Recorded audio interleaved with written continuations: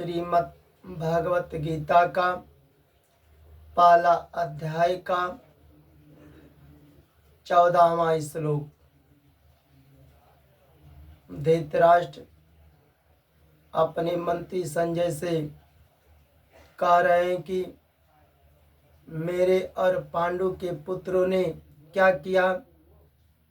तब धृतराष्ट्र की बात सुनकर संजय ने श्रीमद् भागवत गीता के पहले अध्याय के दूसरे श्लोक से लेकर 13वें श्लोक तक धृतराष्ट्र के पुत्र दुर्योधन आदि ने क्या किया, इसको संजय ने उत्तर दिए। इसके बाद पांडु के पुत्रों ने क्या किया, इसको संजय ने 14वें श्लोक से जवाब देते हैं।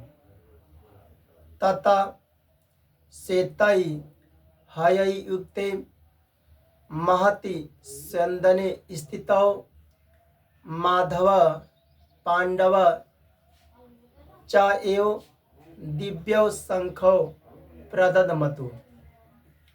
तथा माने उसके बाद, श्वेतई माने सफेद, हयई माने घोड़ों से, युक्ते माने युक्त, महति माने महान, स्यंदने माने रथ पर, स्थितौ माने बैठे हुए, माधव लक्ष्मीपति भगवान श्री कृष्ण, च पांडव और पांडु पुत्र अर्जुन ने भी दिव्य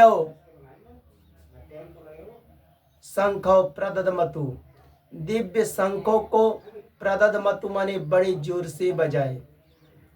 उसके बाद सफेद घोड़ों से युक्त महान रथ पर बैठे हुए लक्ष्मीपति भगवान श्री कृष्ण और पांडु पुत्र अर्जुन ने दिव्य शंखों को बड़े जोर से बजाए। जब तथा श्वेतई हय युक्ते, उसके बाद सफेद घोड़ों से युक्त जब करों के तरफ से भीष्म पितामह शंख को बजाए, क्योंकि भीष्म पितामह कौरवों के संरक्षक भी थे। जब कौरवों के तरफ से शंख को बजाए, उसके बाद कौरव सेना ने अपने अपने शंख आदि बाजे सभी एक साथ बजा उठे। उसके बाद सफेद घोड़ों से युक्त जिस रथ पर अर्जुन युद्ध कर रहे थे, उस रथ में 4 सफेद घोड़े लगे हुए थे। यह सफेद घोड़ा अर्जुन को कहाँ से मिला था? चित्ररथ गंधर्व ने अर्जुन को 100 दिव्य घोड़े दिए थे। गंधर्व ने अर्जुन को कितने घोड़े दिए थे? 100 घोड़े दिए थे, दिव्य घोड़े। उन 100 घोड़ों में यह विशेषता था कि इन 100 घोड़ों में से अगर कितने भी घोड़ा अगर युद्ध के मैदान में मर जाएंगे तो भी यह 100 के 100 बने रहेंगे।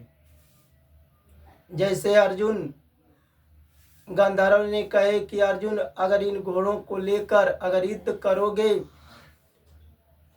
अगर युद्ध करते समय 100 घोड़ों में से अगर 10 घोड़े मर जाएंगे तो कितने बचेंगे? 90।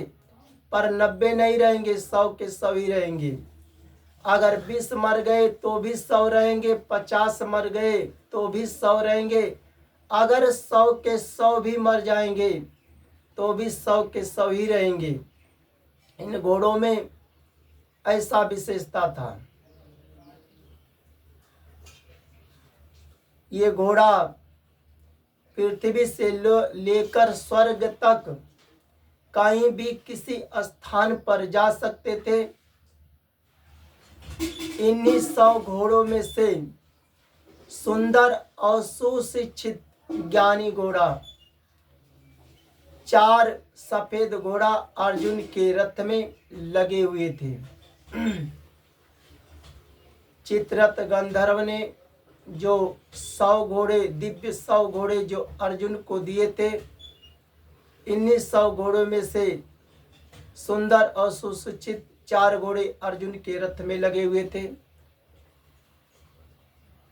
माति संदने स्थित महान रथ पर बैठे हुए, जिस रथ पर अर्जुन युद्ध कर रहे थे, उसी रथ पर भगवान श्री कृष्ण भी सारथी बन करके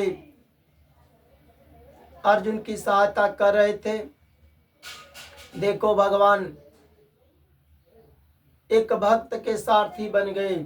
आज हम लोग के, तुम लोग के पास थोड़ा भी धन दौलत रुपया पैसा अगर हो जाता, अभिमान घमंड हो जाता है, पर भगवान अपने भक्त के भी सारथी बन गए। जो भगवान सूर्य चंद्र यम अरुण अग्नि स्थावर जंगम 4 खानी से 84 सबके भगवान पिता हैं, अपने भक्त के सारथी भी बन गए। ऐसे भगवान को छोड़कर जो मनुष्य भगवान के स्मरण नहीं करते, ज्ञान को नहीं सुनते, सुनना चाहिए, स्मरण करना चाहिए। तो भगवान जिस रथ पर विराजमान थे, यह रथ अर्जुन को कैसे मिला? एक बार की बात है, खांडव वन को अग्निदेव ने जलाकर भस्म करना चाहते थे। अग्निदेव ने खांडव वन को जला रहे थे। जैसे ही अग्निदेव ने खांडव वन को जला रहे थे, उसी समय देवराज इंद्र ने वर्षा करके अग्निदेव को बुझा देते थे। जैसे ही बुझता था, वैसे ही अग्निदेव ने खांडव वन को जलाते थे। और जैसे ही जलाते थे, देवराज इंद्र ने वर्षा करके खांडव वन की रक्षा करते थे। जैसे ही जलाते थे अग्निदेव ने, वैसे ही देवराज इंद्र ने वर्षा करके बुझा देते थे। किसी प्रकार अग्निदेव ने खांडव वन को जला नहीं पाए। तब अंत में अर्जुन की सहायता लेकर अर्जुन कह दिए कि अग्निदेव जलाओ। किसी प्रकार भी अब देवराज इंद्र इस खांडव वन को नहीं बचा सकते हैं। तब अग्निदेव ने अर्जुन की सहायता लेकर खांडव वन को जलाकर भस्म कर दिए। अगर मान लीजिए कि कोई काम को आप कर रहे हैं, उस काम को दूसरा लोग रोक रहे हैं, और जैसे ही उस काम को आप करने का प्रयास कर रहे हैं, दूसरा उस पर बाधा डाल दे रहे हैं, आप किसी प्रकार भी उस काम को नहीं कर पा रहे। अगर तीसरा आपकी सहायता कर दिया और तीसरे की सहायता लेकर उस काम को पूरा कर दिए, तो आप उस व्यक्ति पर खुश हो जाते हैं। उसी प्रकार जब अग्निदेव ने खांडव वन को जला रहे थे, तब देवराज इंद्र ने वर्षा करके खांडव वन की सहायता करते थे। अग्निदेव नहीं जला पाए। तब अर्जुन की सहायता लेकर अग्निदेव ने खांडव वन को जलाकर भस्म कर दिए।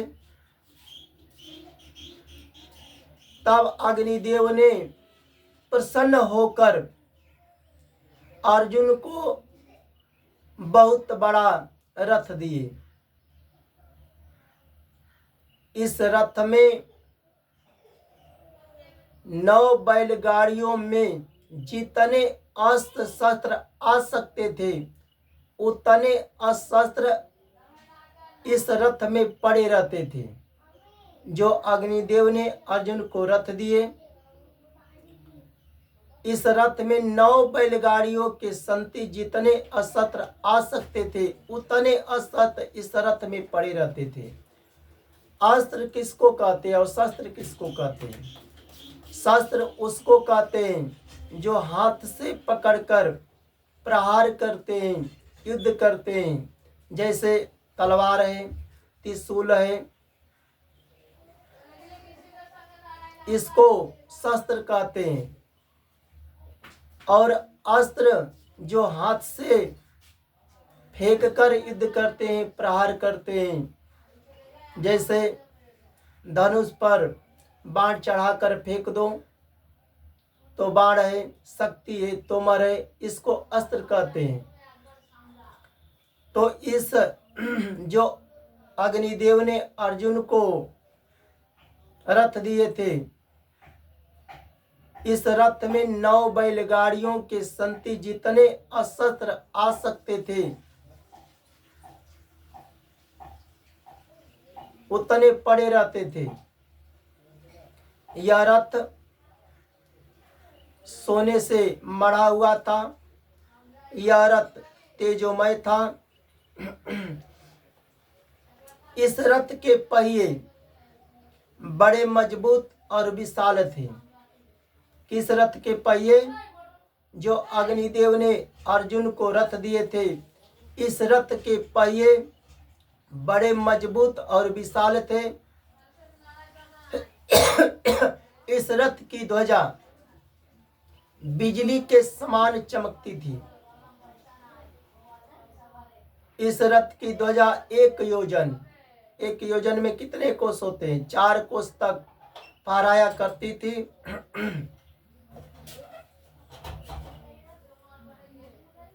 यह रथ इतनी लंबी थी कि 9 बैलगाड़ियों में जितने अस्त्र आ सकते थे उतने अस्त्र इस रथ में पड़े रहते थे। तो भी इस रथ में ज्यादा वजन नहीं था, हल्की थी। यह रथ न कहीं रुकती थी, युद्ध के समय आन वृक्ष आदि से टकराती थी। इसी रथ पर हनुमान जी भी विराजमान रहते थे। जिस रथ पर अर्जुन युद्ध कर रहे थे और भगवान श्री कृष्ण अर्जुन के सारथी बनकर थे, उसी रथ पर हनुमान जी भी विराजमान रहते थे। माधव पांडव च एव। माधव, माँ नाम लक्ष्मी का है, अधव पति का है। लक्ष्मी का पति कौन थे? भगवान विष्णु।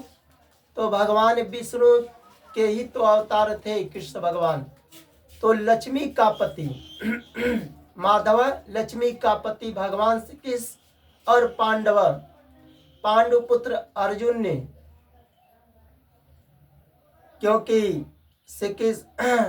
अर्जुन नर के अवतार थे और भगवान श्री कृष्ण नारायण के अवतार थे। तो भगवान श्री कृष्ण ने और अर्जुन के जो शंख थे